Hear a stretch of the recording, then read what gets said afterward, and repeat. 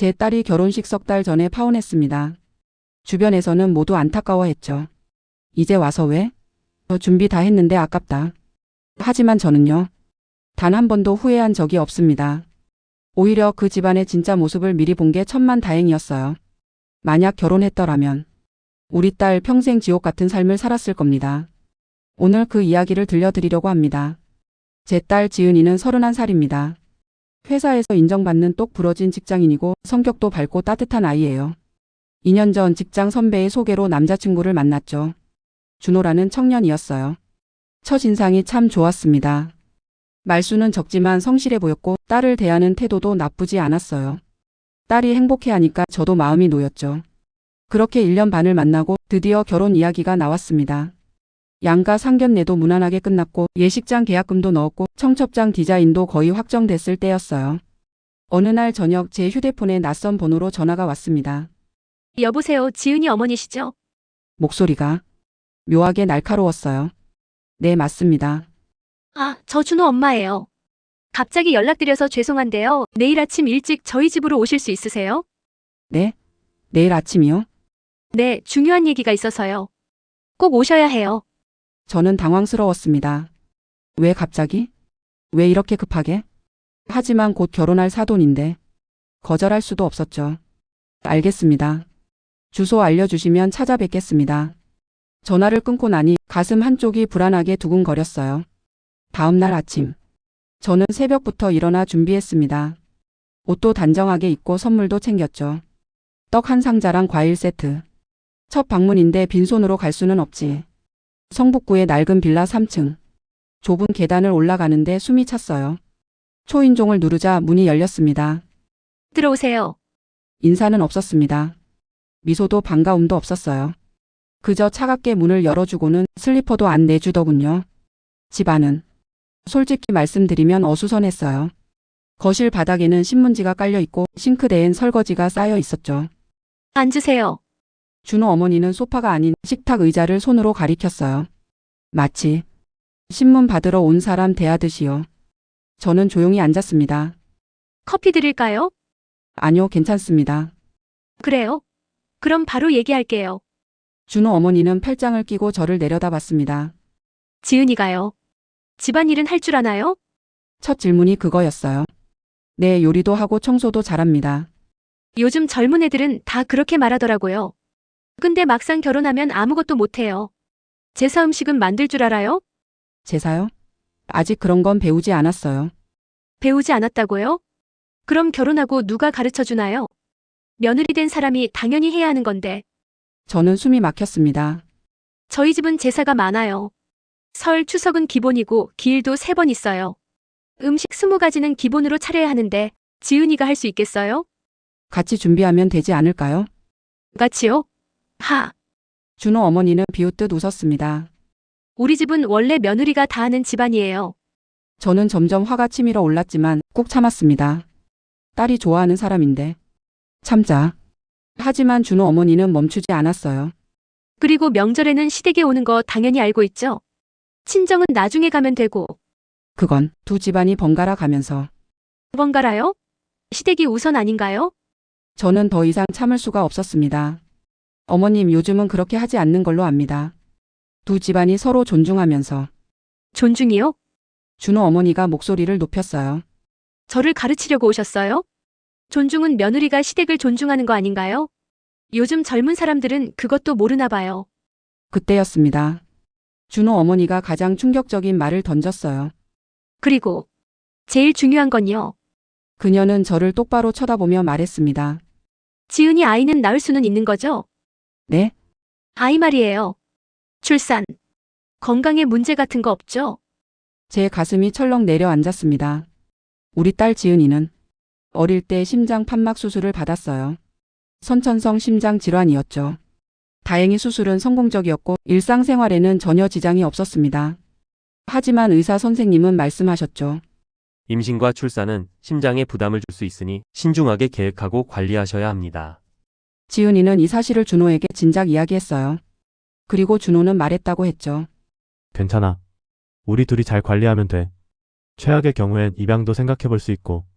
그래서 저도 안심했던 건데 지은이가 어릴 때 심장 수술을 한 적이 있습니다. 하지만 지금은 건강하고. 그거 다 나은 거 아닌가요? 준호 어머니의 얼굴이 굳었습니다. 그럼 출산이 어렵다는 말이에요? 의사 선생님은 관리만 잘하면 괜찮다고. 관리라니요? 만약에 문제 생기면 누가 책임져요? 그럼 시댁이 요양원이라도 된다는 거예요? 우리 집안은요, 대를 이어야 해요. 아들도 하나뿐이고. 그게 당연한 거 아닌가요? 준호 어머니는 단호하게 말했습니다. 아이를 못 낳으면 이 결혼은 의미가 없어요. 그 순간 제 머릿속이 하얘졌습니다. 귀에서 윙하는 소리가 났고 심장이 미친 듯이 뛰었어요. 이게 사람이 할 말인가? 그날 저녁 저는 딸을 불러 앉혔습니다. 지은아. 엄마 왜? 무슨 일 있어? 딸은 아무것도 모르는 얼굴로 웃고 있었어요. 오늘 준호 어머니를 만나고 왔어. 갑자기? 왜? 그쪽에서 나보고 오래.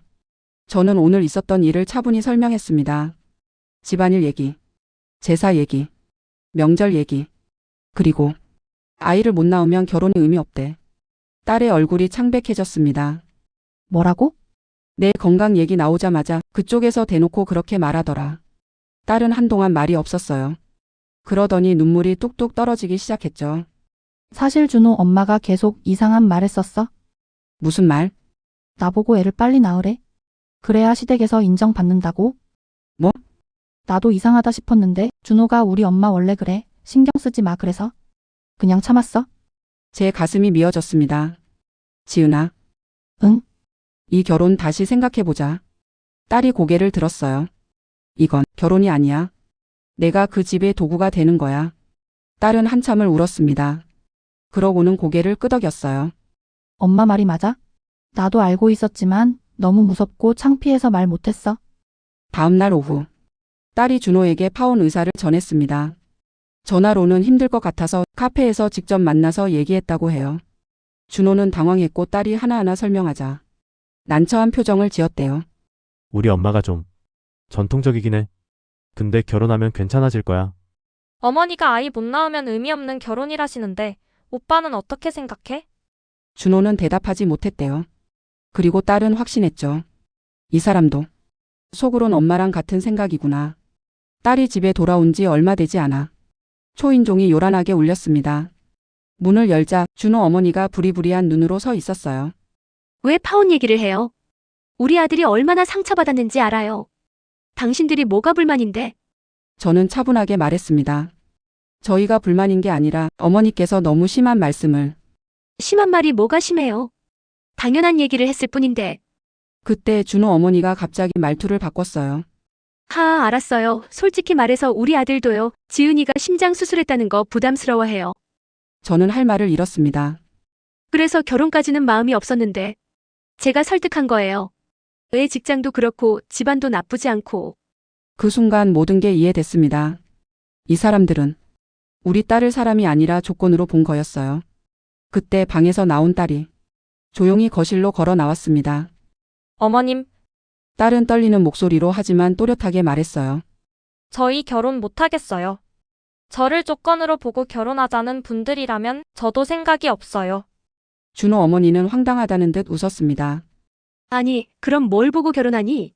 상대를 뭘 보고 알아보니? 조건 보고 아는 거지. 그건 사랑 아닌가요?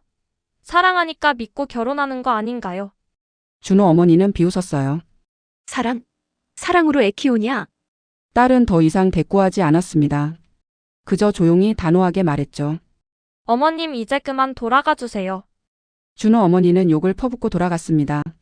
문이 닫히고 집 안이 조용해졌어요. 딸은 소파에 주저앉아 한참을 울었습니다. 저도 딸 옆에 앉아서 등을 쓰다듬어 주었죠. 괜찮아. 내 잘못이 아니야. 엄마 나 뭐가 맞는 건지 모르겠어.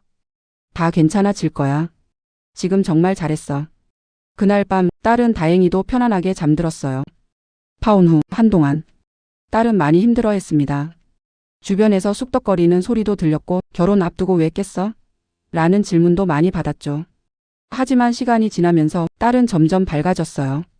회사에서도 인정받고 친구들과 여행도 다니고 새로운 취미도 만들었습니다.